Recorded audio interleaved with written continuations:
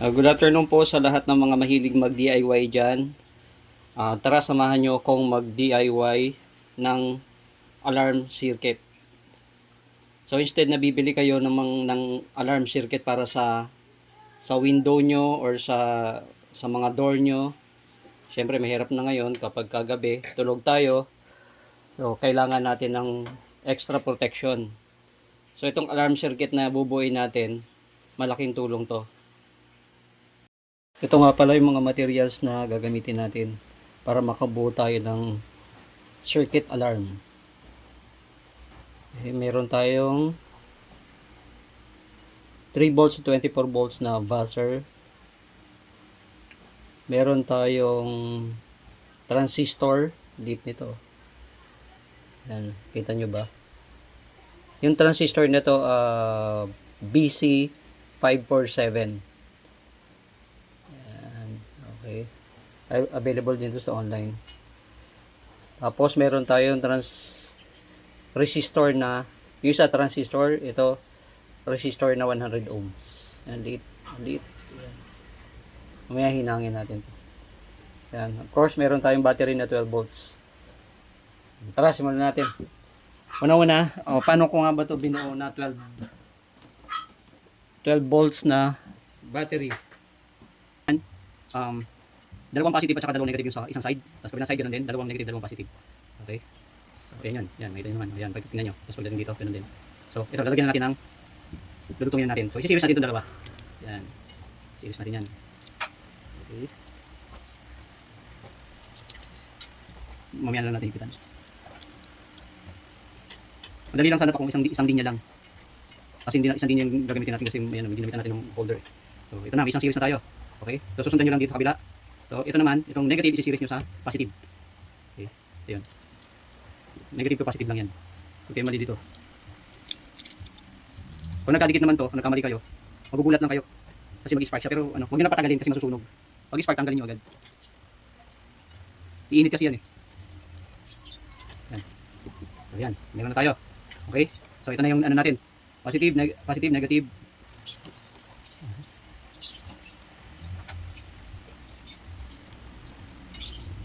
Ito yung ganun lang yun. Mag-spark lang yun. Ganun. Tanggalin ka lang agad.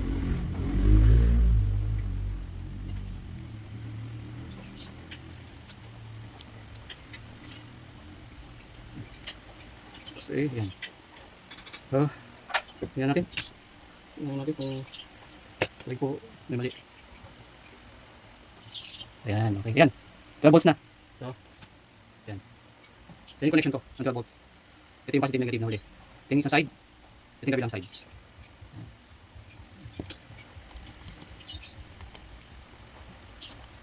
Okay. Mamaya dito natin kukunik yung ano. Dali lang natin ng ito. Okay. So, 12 volts siya. Naka-series lang yan. Ayan, naka-series lang yan. Naka-series. Okay. Yan. So, meron na tayong 12 volts. So yan, ilagyan ko na ng wire.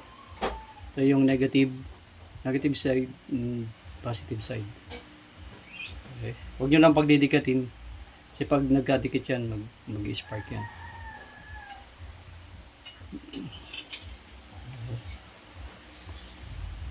So dito, babalatan lang natin.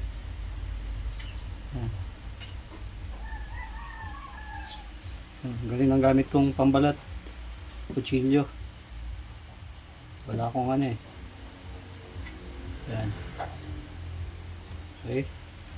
Kabalatan nyo, yung positive nito, yung positive ng buzzer,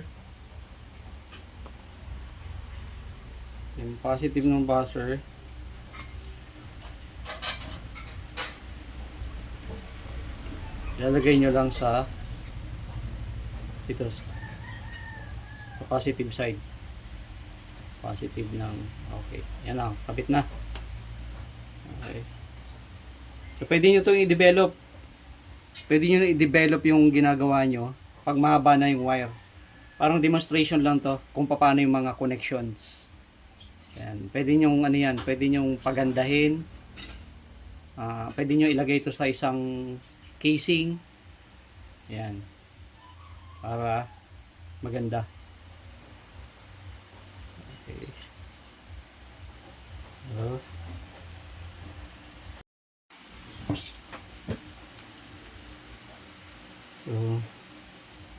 yan.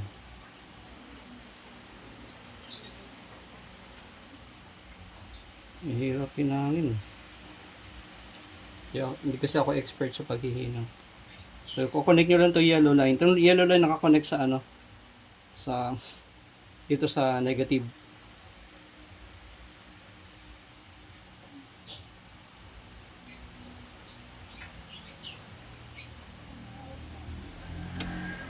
Inig eh.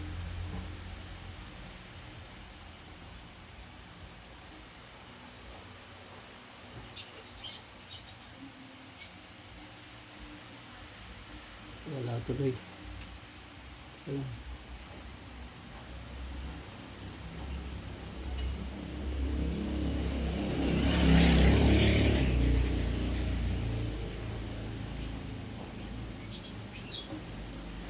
So, ayan. Okay.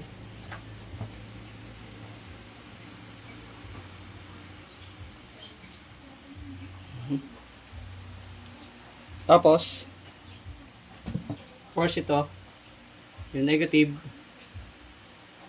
kukonect natin dito sa nakalas na.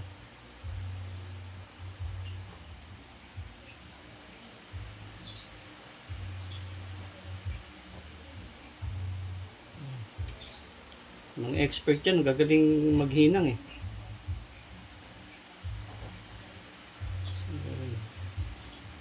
Nagpagawan lang tayo eh. Yan.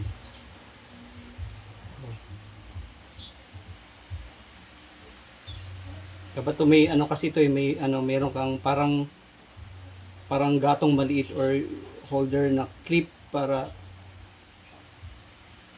yan. Okay.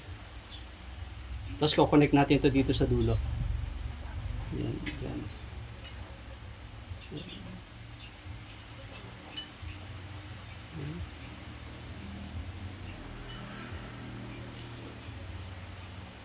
Okay, yan.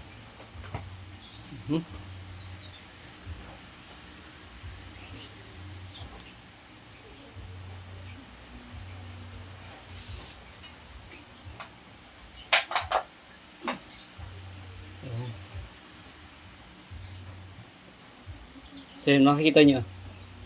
So ito yung kabuuan ng ginawa natin. Okay. Ito yung yan, yung makikita nyo. Yan, para makita. Yan.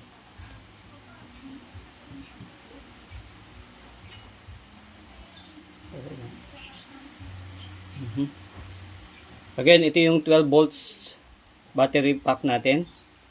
Naglagay tayo ng from positive terminal, naglagay tayo ng wire, naka-red yan. Tapos connected yung wire na yun dito sa unang dulo ng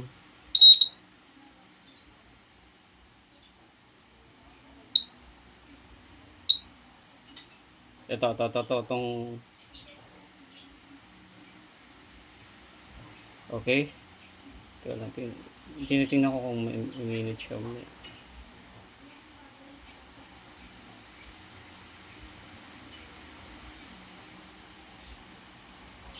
Okay, yung 3 volts to 24 volts natin na ano, buzzer, yung BC 547 transistor and yung 100 ohms na resistor. Tapos ito yung negative line niya. Yan, kinabit natin doon sa kabilang dulo ng transistor. Yung sa gitna ng ano doon nakakabit yung red ah. Yan, sundan nyo na lang yung linya. So paano to gagana? So paano gagana yan? Kapag kunwari nakakabit sa pintuan yan, tapos binuksan yung pintuan nyo, natanggal yung yellow. So pag kinat ko itong yellow, yan.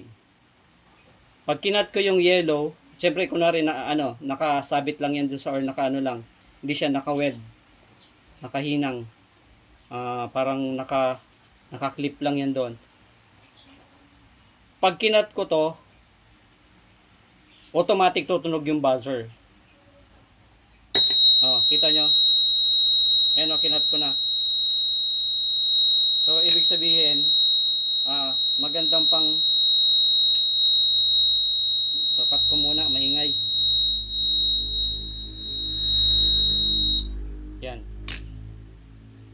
So, ibig sabihin, pag kinat yung yellow, biglang tutunog.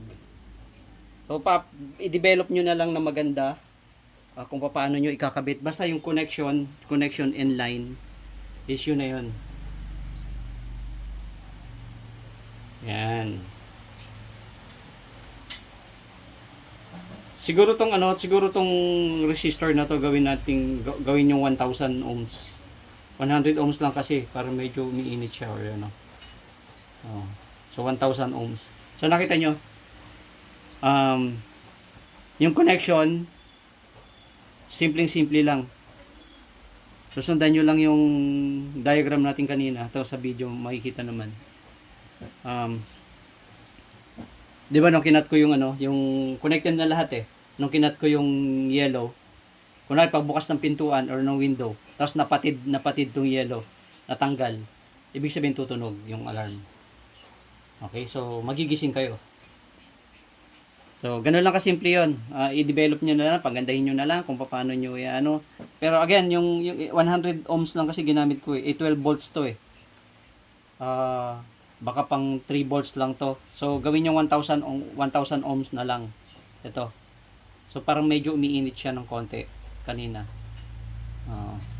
So, gagawin yung 1000. May nabibili ng 1000 ohms nito. Okay.